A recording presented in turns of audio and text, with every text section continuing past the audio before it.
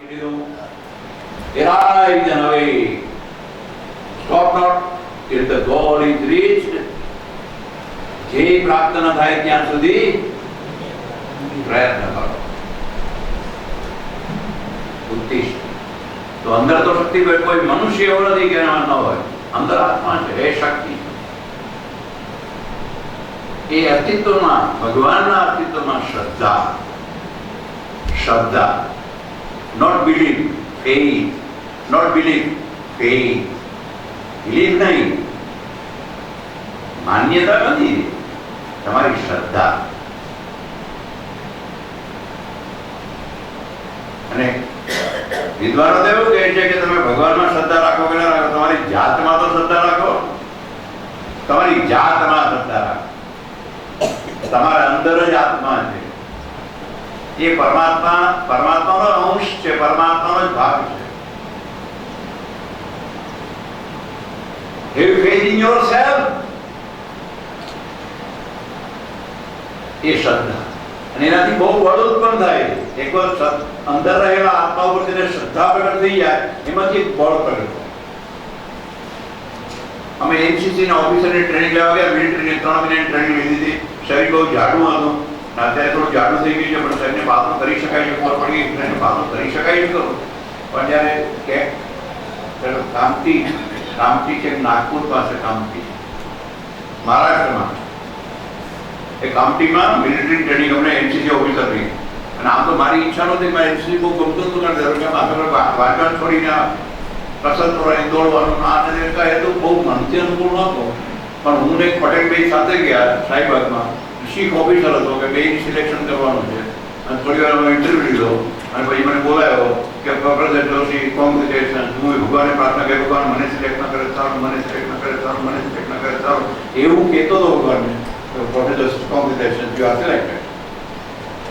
Selected તો ભગવાને મને મોકલી દીધો કામથી, મિલિટરી માણસો કરે. પણ એક 10 ફૂટનો ખાડો ઓળંગવાનો, અને હું ખાડામાં દર વખતે પડું, મારી પાછળ 25 નંબર લખેલા આપણે બાંધેલો હોય, 25 નંબર. કોઈ નામ ન લે, જોશી હોય એક નામ નહીં. નંબર 25 બૂમો પાડ્યો, 25 આપણે દોડવાનું, ખાડો 10 ફૂટનો કૂદવાનો. એવું દર વખતે તો આપણે નહીં કૂદી શકીએ, આપણે કૂદે નહીં, ફટ પડીએ ને ખાડામાં રહેતી હોય તો આગે નહીં રહેતી. પછી પટેલે મને ઉપદેશ આપ્યો. બીજા કોઈ પટેલ હતો, મને કે જોશી, તમે કૂદી જાઓ છો અંદર, તમે તમારામાં શક્તિ છે, યુ કેન જમ્પ. અને બીજે દિવસે કે આઈ કેન જમ્પ, અને કૂદી ગયો. બધા તાળીઓ ગળરાટ તો આટલા ત્યારે મને ખબર પડી કે અંદર કંઈક છે કરું. શ્રદ્ધા હોય તો યુ કેન ડુ એવરીથિંગ. એ ખબર પડી ગઈ. તમે કોઈ ઊંડા કરી શકો તો ના કરી શકો. એટલે કે મારી તો અવસ્થા થઈને ભાઈ, કેટલાક લોકો બોલ્યા અવસ્થા થઈને ભાઈ. હા, તે શું થયું? આ અવસ્થા, આ અમારા મંગળાબેન બેઠા અવસ્થા થઈ, 84 પંચાયત બેઠા અવસ્થા થઈ. તે શું છે? તમે મને તો જરા તરત આવું છે ને ભાઈ, બોલ્યા કરો. જેટલું બોલો you come down at every sentence, every moment. હું નબળો છું, નિર્બળ છું, તમે નિર્બળ છો. હું પાવરફુલ આઈ કેન ડુ, તો તમે પાવરફુલ છો. તમે જેવું વિચારો એવું તમે કરો. એ શ્રદ્ધા ને સમાધાન છેલ્લું, મનને કેન્દ્રિત કરવા. સમ વત્તા આ વત્તા ધા ધાતુનું યુગ પ્રત્યેવાળું નામ છે સમાધાન, કોન્સન્ટ્રેશન. ચિત્તને એક વસ્તુમાં એકાગ્ર કરવું. જે મન વ્યગ્ર હોય, વિવત્તાગ્રની સંધિ કરો તો વ્યગ્ર, વિવિધ વસ્તુ તરફ દોડ્યા કરે. ઘડી આની તરફ દોડે, આમ દોડે, આમ દોડે. એ વ્યગ્ર, એક જ વસ્તુ તરફ ચિત્ત દોડે, નામ એકાગ્ર. તિતિક્ષા, શ્રદ્ધા અને સમાધાન. અને છેલ્લું મુમુક્ષુત્વ અથવા મુમુક્ષા, ગુજરાતીમાં છૂટવાની ઈચ્છા. desire to be released, desire to be free, છૂટવાની ઝંખના, એને મુમુક્ષા કહે. પણ કેટલા કે છે આપણે મજા આવે છે એમાં, તો કાંઈ આમાં શું ખોટું છે કે આપણે સ્ત્રી, પતિ છે, પત્ની છે, છોકરાઓ છે, પૈસા છે, ખાવાનું છે, તો શું કરી છૂટવાની છે ઈચ્છા, તો કઈ નહીં, તો 5-10 જન્મ પસાર કરી દો, પછી જયારે રડાવો ત્યારે આવજો આ તરફ. તમે તો રડાવશો તો કરો સંસાર રડાવવાનો તો છે પેલો મળો, સમજ ના પડે તો એવી ક્ષણો કોઈ વખત આપી દે, હે ભગવાન આમાંથી છોડ, અને હવે મને છોડ, ભગવાન મને તું લઈ ગયા, આવું કરાવે ભગવાન. એટલા માટે તમને તમારો આનંદ ક્યાંક બીજે છે, તમે ખોટી જગ્યાએ ભરાઈ ગયા. એટલે ભગવાન ઘણીવાર નહીં કે કીડી કબૂતરને ચટકો ભરે, એ વાત નથી આવતી. કીડી કબૂતરને ચટકો ભરે, એ ચટકો ભરવાનો નહીં તો ઉડી ગયા, નહીં તો શિકારી મારી નાખે, કબૂતર ઉડાડવાનું. તો ભગવાન ભગવત કીડી જેમ ચટકો ભરે, તો આપણે ભગવાન દુઃખ કેમ આપતા છે? દુઃખ એટલા માટે આપે છે કે તમે આમાંથી નીકળો, આમાંથી નીકળો. છૂટવાની ઈચ્છા.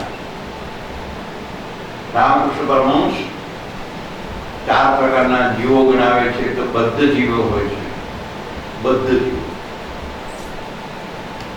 એટલે બંધાય, એને ઈચ્છા જ ન રહે છૂટવાની. એના છૂટવાની રીતે શેના જ છૂટવાનો? We are enjoying our life. તો એન્જોય કરો.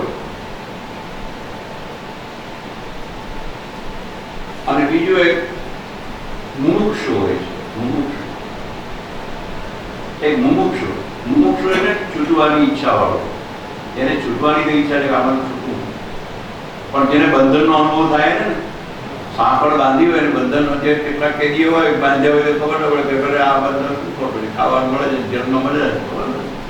પણ જેને છૂટવાની સાંકળો લાગતી હોય, સાંકળો કટતી હોય ને દુઃખ આપતી હોય, તો પછી મુમુક્ષુ થાય. એક મુમુક્ષુ એટલે છૂટવાની ઈચ્છા પ્રગટ થાય, છૂટવાની એ મુમુક્ષુ. અને પછી અને કોઈ માછલી એવી હોય કે જાળ અંદર નાખે તો એમાં લોટની ગોળીઓ નાખે, તો કેટલી માછલીઓ લોટની ગોળીઓ ખાય, અને પછી એને એમ લાગે કે આ તો બહુ મજા છે, આપણે ખબર નથી આ તો લોટની ગોળીઓ ખાવાની મળે, એને ખબર નથી કે હમણાં ઉપાડી જાય, એટલે એ લોટની ગોળીઓ ખાય. બીજી કેટલીક માછલીઓ ડાય હોય કે કાણા શોધે. શું કામ કાણા શોધે? ક્યાંથી નીકળવું હોય કે નીકળે. એવી માછલી જે હોય કાણા શોધતી હોય એનું નામ મુમુક્ષુ, કાણા શોધતી હોય એનું મુમુક્ષુ. એકાદ માછલી જો કાણામાંથી બહાર નીકળી જાય એને કહેવાય મુક્ત. એ મુક્ત. એક બદ્ધ જીવ હોય એને ગોળીઓ બીજી લાગે, આમાં વાંધો શું, આવો જલસા છે, કેમ છે કે જલસા છે, બદ્ધ જીવ છે. મુમુક્ષુ છૂટવાની ઈચ્છા વાળો. એકાદ માછલી બહાર નીકળી જાય એ મુક્ત થઈ જાય, એને મુક્ત કહેવાય. બદ્ધ જીવ, મુમુક્ષુ જીવ, મુક્ત જીવ. અને ચોથા પ્રકારના એક એવા હોય છે નિત્ય મુક્ત, એ ઝાડમાં આવે જ નહીં. તમે કેટલી ગોળીઓ લોટની બતાવો, અંદર આવે જ નહીં ને. કોઈ સુખદેવ અંદર આવે નહીં, નારદ અંદર આવે નહીં, આનંદમયમાં અંદર આવે નહીં, રામકૃષ્ણ અંદર આવે નહીં, રમણ મહર્ષિ અંદર આવે નહીં. આ બધા અંદર જ ના આવે, કોઈ આવે નહીં અંદર. રમણ મહર્ષિ પરિણામ કેટલા છોકરા થયા? તારા બાળકો છે કે નહીં? રમણ મહર્ષિ અંદર આવ્યા જ નથી કે નહીં. એટલે મજા આવશે, પરણો જાણમાં આવે જ નહીં. એ નિત્ય મુક્ત, એ ચોથા પ્રકારનો જીવ નિત્ય મુક્ત. બદ્ધ જીવ, મુમુક્ષુ જીવ, એમાંથી નીકળી ગયેલો મુક્ત જીવ, અને અંદર આવે જ નહીં કદી, એનું નામ નિત્ય મુક્ત. આ શંકરાચાર્ય એટલે મનુષ્ય જ્ઞાન મેળવવાનું અને જ્ઞાન થયા પછી ભક્તિ થાય. ગીતાજીમાં એવું કહ્યું છે, બ્રહ્મભૂત પ્રસન્નાત્મા. બ્રહ્મભૂત પ્રસન્નાત્મા ન શોચતી ન કાંક્ષતી સમઃ સર્વેષુ ભૂતેષુ મદ્ભક્તિમ લભતે પરામ. यदि બ્રહ્મભૂત થઈ જાય પછી કોઈનો શોક પણ ન કરે, કોઈની આકાંક્ષા ઈચ્છા ન શોચતી ન કાંક્ષતી, ન શોક કરે ન આકાંક્ષા ઈચ્છા કરે. સમાન સર્વેષુ ભૂતે, બધામાં સમાન. એક બકરી ચરતી હોય ને તો એના પ્રત્યે પ્રેમ થાય કે આ બકરીને ખાવા નાખી, થોડું ખાય તો મજા આવે, તો લોટ આપો બકરી, કીડી હોય તો થોડું કીડિયાનો પૂરો, તો પક્ષી દેખાય તો આમાં ચણ નાખો. જીવ પ્રત્યે પ્રેમ. તમે એમ કરો કે આપણા કોઈ મોટું કુટુંબ હોય 5-25, એ છોકરાને તમે બહુ સરસ પ્રેમ કરો તો કુટુંબના બધા ખુશી થઈ જાય. તમારા છોકરા બહુ પ્રેમ કરે, કારણ કે રમાડે એ બાળકને જ્યાં મારી જેવો હતો, જો પૈસાદારનું બહુ મોટું કુટુંબ હોય મારી જેવો પેલા મારી નાખે તમે. તો આ ભગવાનનું કુટુંબ છે બહુ મોટું. તમે એક જીવને એના કરો ભગવાન તમને મૂકે નહીં, પછી એક જીવને કે આ એના ભાગે ભાઈ ગરીબને ખવડાવો ને, એ લોકો મજૂરી કરે, મજૂરની ઉપર મહેનત કરે છે, પથરાવ પડે, એને જમાડો, ગરીબને જમાડો. બ્રાહ્મણોએ બહુ જમી લીધું છે, અમે બહુ જમી લીધું.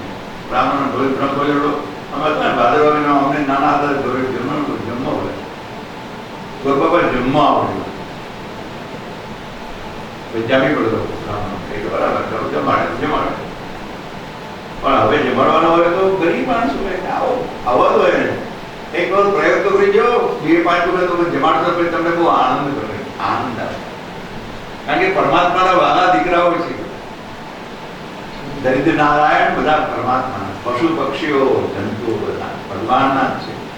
જેટલા સાથે પ્રેમ કરો એટલો ભગવાન પ્રસન્ન. કોઈનો તિરસ્કાર. સમા સર્વેષુ ભૂતેષુ એ એવો થઈ જાય પછી ગીતાજી એમ કે મદ ભક્તિમ લભતે પરામ, આવો થઈ જાય પછી શ્રેષ્ઠ ભક્તિને, પરાભક્તિને પ્રાપ્ત કરે. ભક્તિ તો બહુ ઊંચી વસ્તુ છે. જ્ઞાનથી આપણે પ્રેમ મનુષ્યમાં કોઈ જ્ઞાની મનુષ્ય કે અહંકારી હોય, જે અહંકારી હોય જ્ઞાની ન હોય. બધા ભાગવતજીની આપણે જે વાત કરીએ છીએ એમાં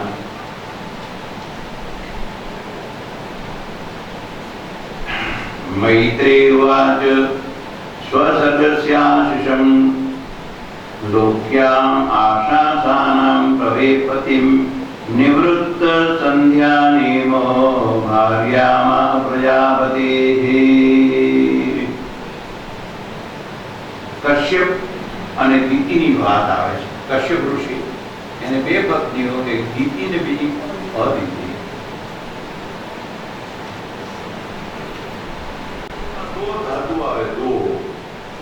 दो धातु अवखंड ने टुकड़ा करवा માટે.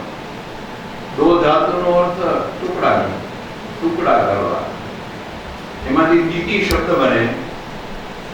દિતિ એટલે જે ટુકડા કરે, વિભાગ કરે, એનું નામ દિતિ. છોકરી પરણીને આવે ને તરત જ અઠવાડિયા બેઠાડું કે આપણે જુદું થવું છે, આપણે આ લોકોમાં થયું, આ લોકોને ક્યાં સુધી આપણે સેવા કરી, આપણે we have whatever own life, we should enjoy our own life. આપણે આની સાથે આપણે કેટલા વખત સુધી રહ્યો.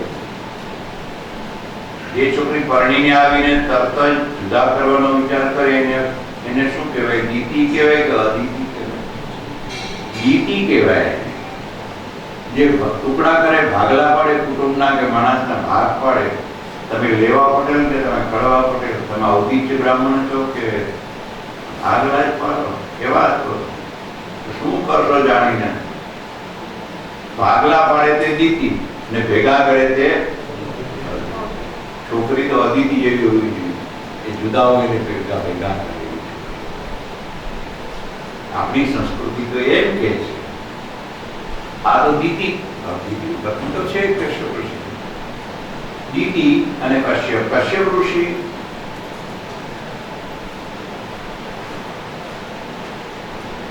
નિવૃત્ત સંધ્યાની નિયમથી નિવૃત્ત થયા, સંધ્યા કરી લીધી.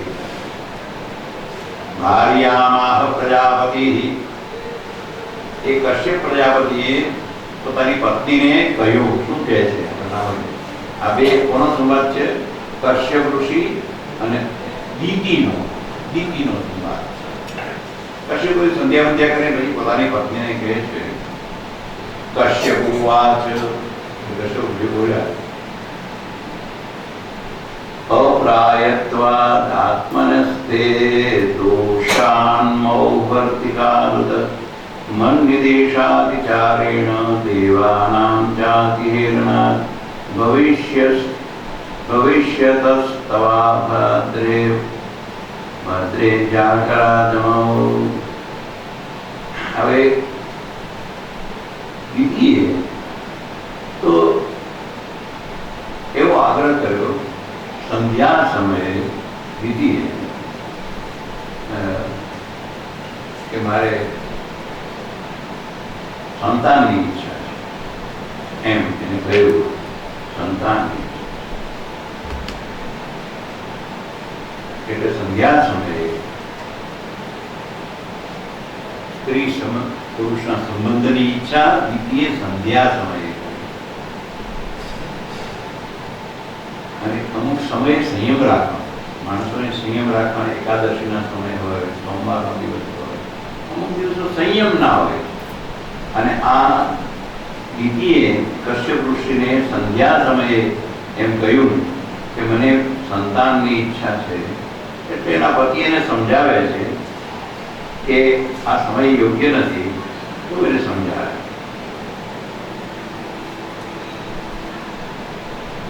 અને થોડાક વિશેષણો આપે છે કે આ કૃપણા છે, દીદી કૃપણા। કૃપણા એટલે શું? દયાપાત્ર। કારણ માણસ બહુ નિર્બળ ને હોય તો પછી દયાપાત્ર કહેવાય। જેમના આત્મજ્ઞાન પ્રગટ ન થયું હોય અને સંસારમાં પડ્યો હોય તો દયાપાત્ર, એની પાસે અબજો રૂપિયા હોય તો દયાપાત્ર, જેને પરમાત્માનો કૃપણા છે। અને બીજું શું કહે છે? બહુભાષિણી। બહુભાષિણી એટલે બહુભાષિણી। આ દીદીના વિશેષણો બોલતો બહુ બોલે છે।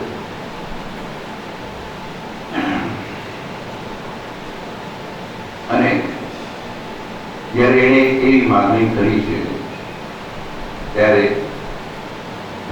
કશ્યપ ઋષિને વિચાર થયો કે આ અયોગ્ય સમયે આવું કહે છે, એટલે એને બહુ સમજાવે છે કે આ સમય યોગ્ય નથી, અમુક સમયને પસાર થવા દો, એવું બધું એને સમજાવે છે। પણ ગમે તેટલું સમજાવવા છતાં એ દીદી માનતા નથી। નવયમ પ્રભવસ્તાન ત્વામ અનુકર્તમ ગૃહેશ્વરી પતિ આયુષાવા કાર્તિન યે જાન્યે ગુણકૃત્નવ તથાપિ કામમ વેતમ તે પ્રજાત્યે કર્વાણ્યલમ યથામામ નાતિવોચંતિ મુહૂર્તમ પ્રતિપાદય। થોડી રાહ જુઓ, પ્રતીક્ષા કરો, આ સમયને પસાર થવા દો ને પછી તમારા માટે હું બધું આપણે કરવાની અલમ પર્યાપ્ત, પણ આ સમયને પસાર થવા દો, એટલા સમયની રાહ જુઓ, એવું કશ્યપ ઋષિએ વિનંતી કરવાનું। એશા ઘોરતમા વેલા। આ વેલા ભયંકર છે, આ સમય સંધ્યા। વેલા એટલે વેળા, વેલાસર આવજો, સમય, આ સમય બરાબર નથી। ચરંતી અસ્યામ ભૂતાની। આમાં મહાદેવના બધા ગણો ફરે છે અત્યારે સંધ્યા। સંધ્યાયામ ભગવાન ભૂતભાવના, ભગવાન શંકરજી ફરતા હોય સંધ્યા, એ સમયે શાંતિ રાખી જપ કરવા જોઈએ, માળા કરવી જોઈએ, ધ્યાન કરવું જોઈએ। એટલે આ બરાબર નથી, ઘણું બધું સમજાવે। અને સમજાવ્યા પછી મૈત્રેયજી વિષ્ણુજીને કહે છે કે પતિએ બહુ સમજાવ્યું છતાં નિર્બંધમ વિકર્મણી નત્વાદિષ્ટાય રહસી તયા ઉપવિવેશઃ। અને આ દીદી કંઈક બહુ સમજાય, ઘણીવાર માણસની બુદ્ધિ એવી ફરી જાય, પણ કોઈ ગમે તેટલું સમજાવે તો સમજે નહીં। તો એ દીદી એના પત્ની બહુ સમજાવ્યા કશ્યપ ઋષિએ, પણ કંઈ સમજ્યા નહીં। જગ્રાહ વાસો, એનું વાત પકડી લીધું। વાત એટલે વસ્ત્ર, કોઈ પત્ની પતિનું વસ્ત્ર બ્રહ્મર્ષે વૃષણી યુગતત્રભા, એ શરમ વિનાની થઈ ગયા, પતિનું વસ્ત્ર પકડ્યું।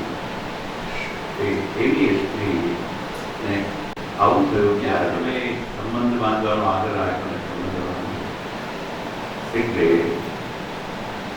કશ્યપ ઋષિ એ પછી કહ્યું, સમાધિમાં બેઠા અને પછી એને જોયું કે હે દીદી, તારા ગર્ભમાં બે રાક્ષસો આવ્યા, તારા ગર્ભમાં બે રાક્ષસો.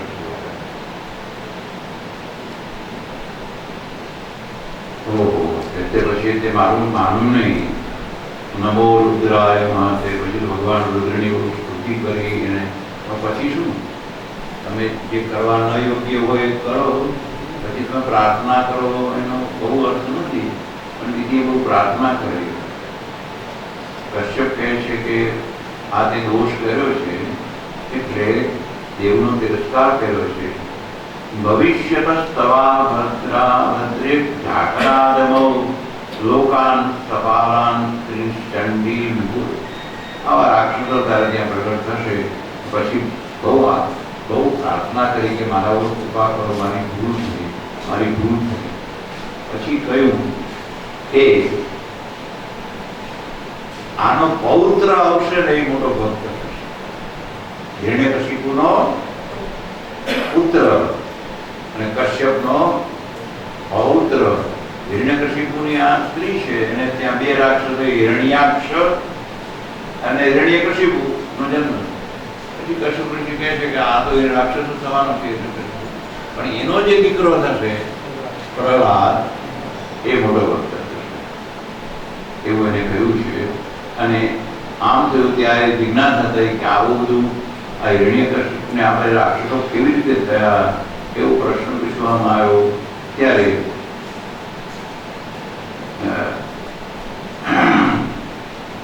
લોકે તેન હતા લોકે લોકપાલા હતા જસો. પછી તો દીકરીના ગર્ભમાં બે રાક્ષસો આવ્યા અને પછી ભગવાન ને એ બે જે જય ને વિજય નામના વૈકુંઠમાં